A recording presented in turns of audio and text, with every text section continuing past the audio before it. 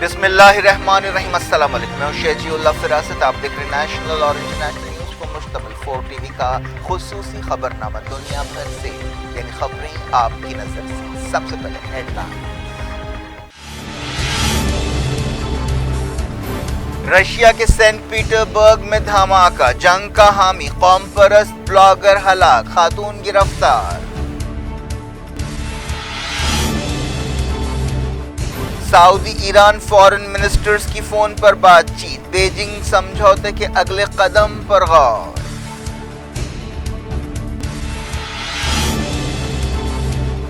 سعودی عرب Egypt کو معاشی بحران سے نکالے گا، جدہ میں سی سی کی محمد بن سلمان سے ملاقات۔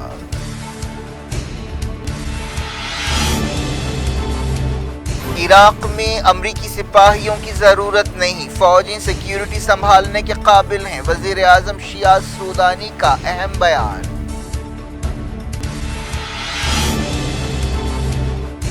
ترکی میں امریکی سفیر نے کی اپوزیشن صدارتی امیدوار سے ملاقات، طیب ایردوان ناراض۔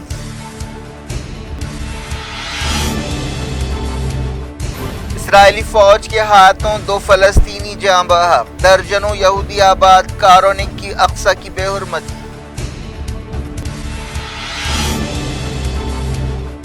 ملیشین پارلیمنٹ نے سزائے موت ختم کر دی، دستخط کے لیے بل بادشاہ کے پاس بھیج دیا گیا۔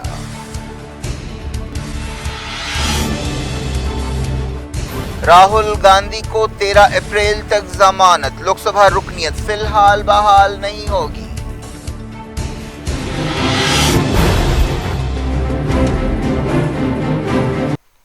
ہیڈ لائنز آپ نے دیکھی، اب خبروں کی تفصیل کی طرف آپ کو لیے چلتے ہیں۔ سعودی عرب کے وزیر خارجہ فیصل بن فرحان نے ایران کے وزیر خارجہ حسین عامر عبداللہیان سے ٹیلی فون پر بات چیت کی۔ دونوں وزیروں نے حالیہ امن سمجھوتے کی روشنی میں اگلے قدم اور مشترکہ مفادات کے بارے میں بات چیت کی۔ پچھلے مہینے ایران اور سعودی عرب نے بیجنگ میں کچھ دنوں کی بات چیت کے بعد سفارتی تعلقات بحال کرنے کا فیصلہ کیا تھا۔ دونوں ملکوں کے درمیان 2016 سے سفارتی تعلقات نہیں تھے۔ اس سمجھوتے میں چائنا نے اہم کردار ادا کیا۔ اس کے علاوہ عراق اور عمان نے بھی دونوں ملکوں کی حوصلہ افزائی کی کہ وہ تعلقات بحال کریں۔ ایسی بھی خبریں ہیں کہ ایران کے صدر ابراہیم رئیسی سعودی عرب کے شاہ سلمان کی دعوت پر ریاض کا دورہ کریں گے۔ اس سے پہلے دونوں ملکوں کے فارن منسٹرز کی ملاقات ہوگی۔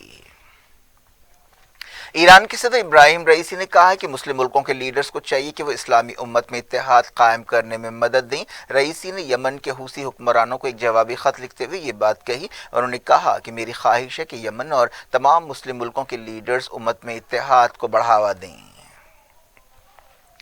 برطانیہ کے ایک سینئر سفارتکار نے سعودی عرب اور سیریا کے درمیان صلح کی کوششوں کو امریکہ کے منہ پر تماچا قرار دیا۔ سیریا میں برطانیہ کے سابق سفیر نے ایک ٹی وی انٹرویو میں کہا کہ دمشق اور ریاض کے درمیان سفارتی تعلقات سے ظاہر ہوتا ہے کہ سیریا بحران سے سیریا باہر نکل چکا ہے اور اس کی طاقت میں اضافہ ہوا ہے۔ ایجپٹ کے صدر عبدالفتاح السیسی نے جدہ میں سعودی کراؤن پرنس محمد بن سلمان سے ملاقات کی۔ سیسی نے یہ دورہ ایک ایسے وقت کیا جب ایجپٹ ایک معاشی بحران سے دوچار ہے اور امید ہے کہ سعودی عرب ایجپٹ کو معاشی بحران سے باہر نکالے گا۔ دونوں لیڈرز نے آپسی تعاون اور خطے کے حالات کے بارے میں بات چیت کی۔ سعودی پریس ایجنسی SPA نے یہ بات بتائی۔ سیسی اتوار کو سعودی عرب پہنچے۔ میٹنگ میں دونوں ملکوں کے اعلیٰ عہدیدار بھی شریک تھے، جن میں سعودی عرب کے نیشنل سیکیورٹی ایڈوائزر مسعد بن محمد اور ایجپٹ کے انٹیلیجنس چیف عباس کامل شامل ہے۔ سعودی عرب ایجپٹ کی معاشی حالت سدھارنے کے لیے وقفے سے مدد کرتا رہا ہے، خاص طور پر 2013 میں جب اخوان المسلمون کے جمہوری صدر محمد مرسی کے خلاف بغاوت ہوئی تھی، تب سے ایسی مدد بہت بڑھ گئی ہے۔ سعودی عرب اور دوسرے خلیجی ملکوں نے ایجپٹ کے سینٹرل بینک میں ڈپازٹس کرائے ہیں اور نئی سرمایہ کاری کا بھی وعدہ کیا ہے۔ عراق کے وزیر اعظم محمد شیعہ سودانی نے کہا ہے کہ ملک اب امریکی سپاہیوں کی ضرورت نہیں رکھتا کیونکہ عراقی فوجیں ملک کی سیکیورٹی سنبھالنے کے قابل ہیں۔ الجزیرہ کو انٹرویو دیتے ہوئے انہوں نے کہا کہ عراقی سرزمین پر کسی بھی ملک کی طرف سے حملے ناقابل قبول ہیں اور وہ پڑوسی ملکوں پر حملوں کے لیے اپنی زمین کے استعمال کی اجازت نہیں دے گا۔ سودانی نے کہا کہ ایران اور سعودی عرب کے درمیان سمجھوتے سے علاقائی استحکام میں مدد ملے گی۔ انہوں نے کہا کہ یہ ایک اہم سمجھوتا ہے۔ امریکہ نے 2003 میں عراق پر حملہ کیا تھا اور صدام حسین حکومت کا خاتمہ کیا تھا۔ 2007 اور 2011 کے درمیان امریکی فوجیں عراق سے واپس گئیں، لیکن 2014 میں داعش یا آئسس سے لڑائی کے نام پر امریکی فوجوں کو دوبارہ تعینات کیا گیا۔ عراقی وزیر اعظم نے کہا کہ سیریا کو عرب لیگ میں پھر سے شامل کرنا چاہیے۔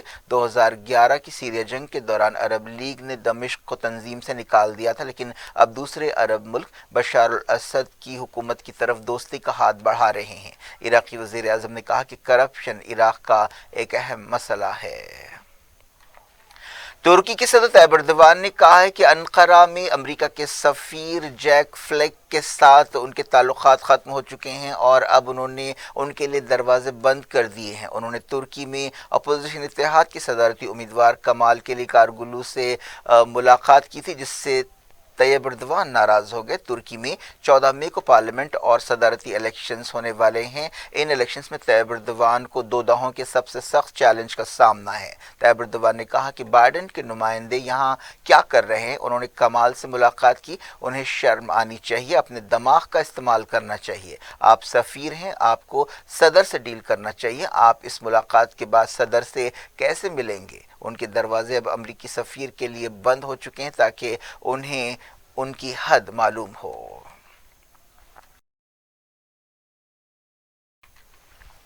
اسرائیلی فوج نے کہا ہے کہ اس نے سیریا سے آنے والے ایک ہوائی جہاز کو مار گرایا ہے۔ اسرائیل اور سیریا کے درمیان لمبے عرصے سے تناؤ پایا جاتا ہے۔ اسرائیل ڈیفنس فورس نے ایک بیان میں کہا کہ اس جہاز سے کسی بھی مرحلے میں کوئی خطرہ نہیں تھا۔ حالیہ عرصے میں اسرائیل نے کئی مرتبہ سیریا میں حملے کیے ہیں۔ ان حملوں کا مقصد ایران اور حزب اللہ کے ٹارگٹس کو نشانہ بنانا ہوتا ہے۔ سیریا کے دارالحکومت دمشق کے قریب ایک کار بم دھماکہ ہوا، کسی کے مرنے کی کوئی خبر نہیں ہے۔ مغربی کنارے میں اسرائیلی فوج کے ہاتھوں 2 فلسطینی جاں بحق ہو گئے۔ یہ واقعہ نابلس میں پیش آیا۔ فلسطین کی وزارت صحت نے یہ بات بتائی۔ اس طرح اسرائیل فلسطین تشدد تھمنے کا نام نہیں لے رہا ہے۔ اسرائیلی فوج نے بتایا کہ سپاہیوں نے 2 لوگوں کو گرفتار کیا جن پر پچھلے مہینے ہوارا ٹاؤن میں 2 فوجیوں کو گولی مارنے والے بندوق بردار کی مدد کا الزام تھا۔ فوج نے کہا کہ دھاوے کے دوران سپاہیوں پر فائرنگ کی گئی، جس کا جواب دیا گیا۔ مغربی کنارے اور قدس میں حالیہ عرصے میں بحران اور خون خرابہ کافی بڑھ گیا ہے۔ امریکہ نے اسرائیل اور فلسطینیوں کے درمیان بات چیت کرانے کی کوشش کی، جس میں جارڈن اور ایجپٹ نے بھی اہم رول ادا کیا، لیکن اب تک ان کوششوں کا کوئی ٹھوس نتیجہ نہیں نکلا۔ اس سال اسرائیلی فوج اور یہودی آباد کاروں کی کارروائیوں میں کم سے کم 85 فلسطینی جاں بحق ہوئے ہیں۔ اسی مدت کے دوران 15 اسرائیلی بھی ہلاک ہوئے۔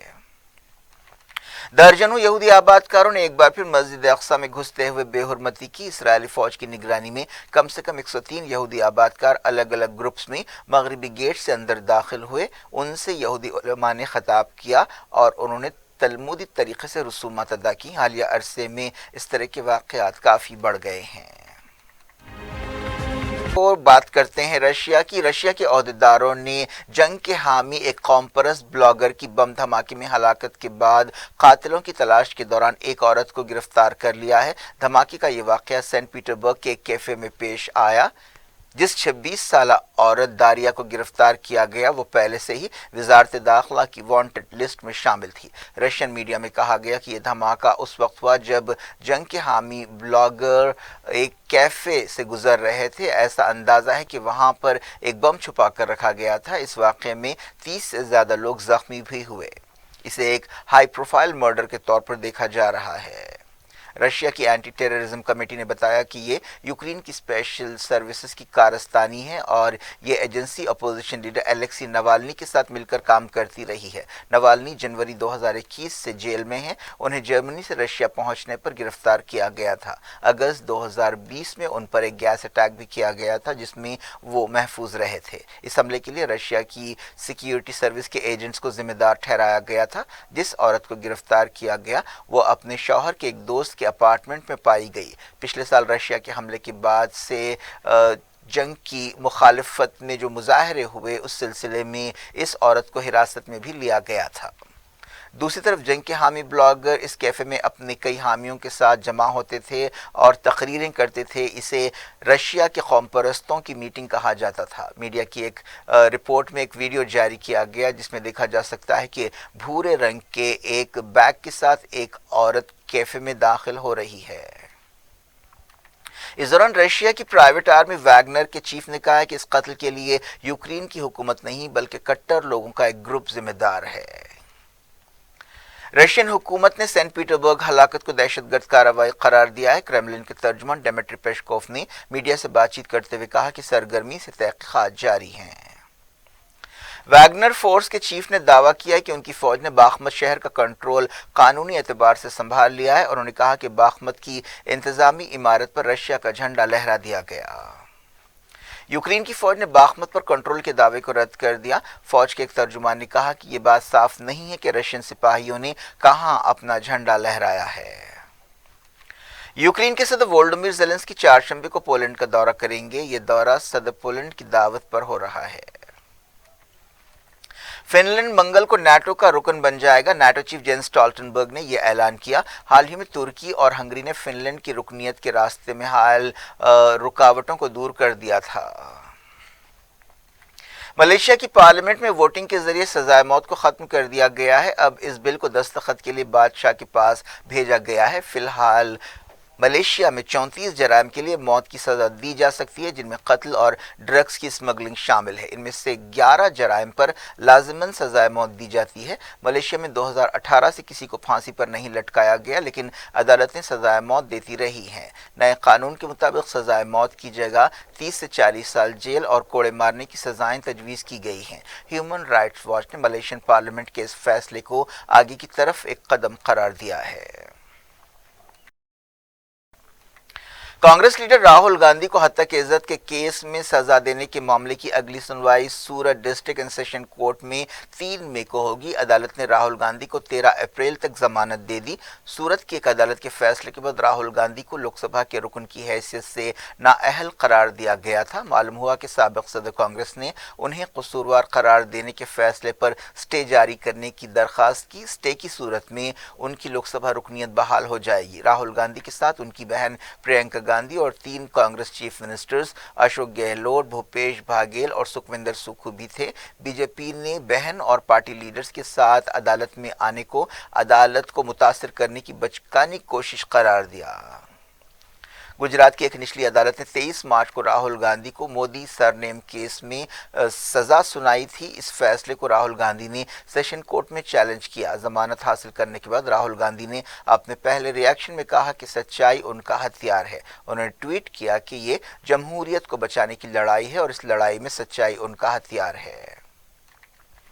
اس دوران ایڈوکیٹ روہن پانوالا نے کہا کہ انہیں عدالت نے یعنی راہل کو عدالت نے ضمانت دے دی ہے. سزا پر روک لگائی گئی ہے. اب قصوروار قرار دینے کے ان کے فیصلے یا کنوکشن پر روک لگانے کی درخواست پر 13 اپریل کو سنوائی ہوگی. عدالت نے اس کیس کے کمپلیننٹ بی جے پی رکن اسمبلی پرنیش مودی کو بھی نوٹس جاری کی ہے. ان سے کہا گیا ہے کہ وہ 10 اپریل تک اپنا جواب داخل کریں. بی جے پی نے بنگال کے ہگلی میں مظاہرہ کیا اور فرقہ وارانہ وائلنس کے حالیہ واقعات پر احتجاج کیا.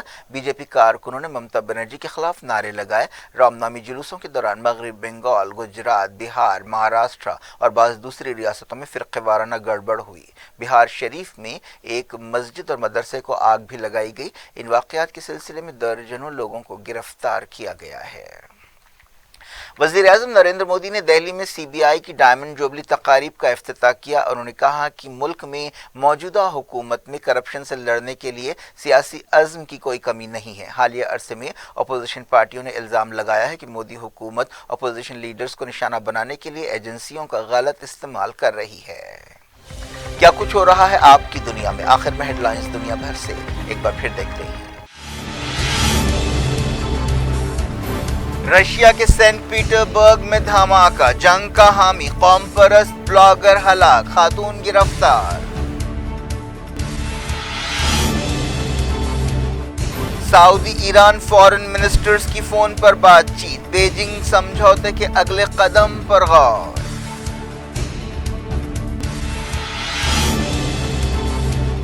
سعودی عرب ایجپٹ کو معاشی بحران سے نکالے گا، جدہ میں سیسی کی محمد بن سلمان سے ملاقات۔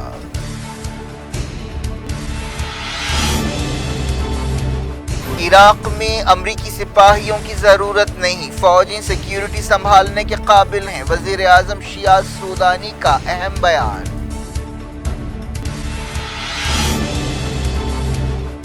ترکی میں امریکی سفیر نے کی اپوزیشن صدارتی امیدوار سے ملاقات، طیب ایردوان ناراض۔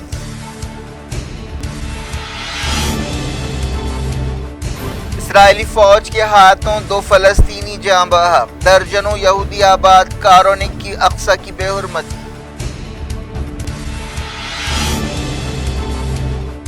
ملیشین پارلیمنٹ نے سزائے موت ختم کر دی، دستخط کے لیے بل بادشاہ کے پاس بھیج دیا گیا۔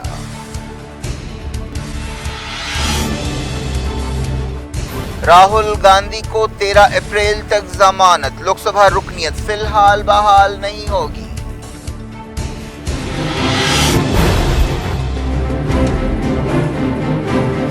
یہ تھی آج کی خبریں، شیڈول افراسب کو دیں اجازت اور اپنا بے حد خیال رکھیں۔ اللہ حافظ۔